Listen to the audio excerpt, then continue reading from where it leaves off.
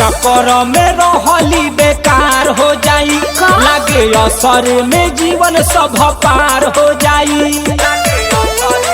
ऐसे कहे बोलत बड़ा कि तहरा चक्कर में रहली बेकार हो जाई, लागे असर में जीवन सब पार हो जाई। सुनो ये जान हो बात क्या मानो, ऐसे कैसे हो जाई हो। सुनो ये जान हो बात क्या मानो, ऐसे कैसे हो जाई हो। कि बड़ा बुझाई भाई जबई माल ससुरा में जाई हो, बड़ा बुझाई भाई जबई माल ससुरा में जाई हो, बड़ा बुझाई भाई जबई।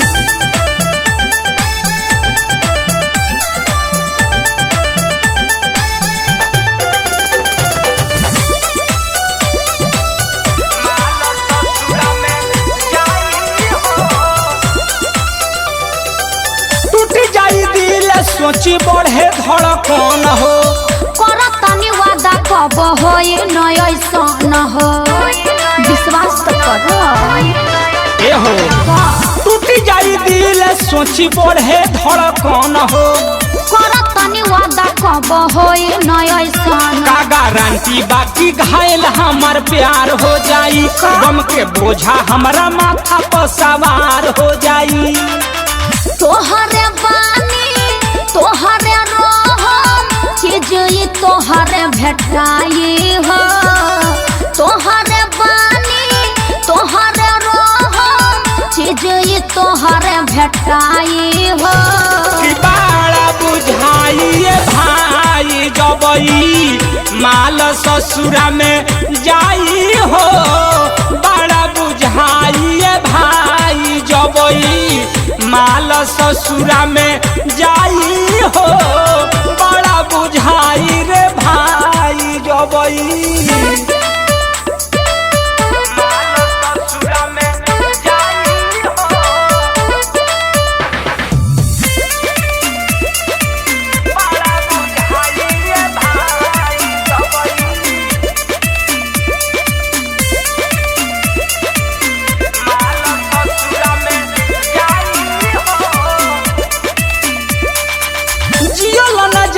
जदी हो जाई जुदाई, करम ना धोखा जदी मना करी माई।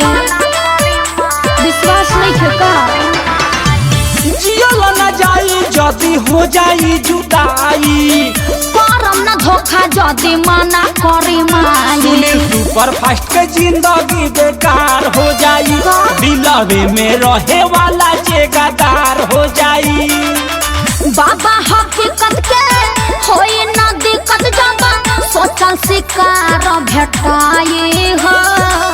बाबा हकीकत के होई ना दिक्कत जाबा, सोचल शिकार भेटाई हो।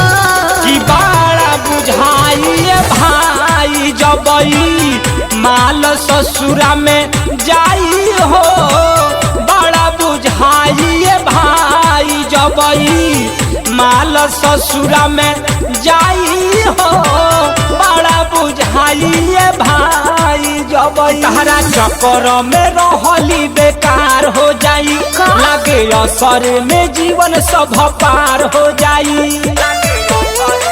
ऐसे कहे बोलत बड़ा कि तहरा चक्कर में रहली बेकार हो जाई, लागे असर में जीवन सब पार हो जाई।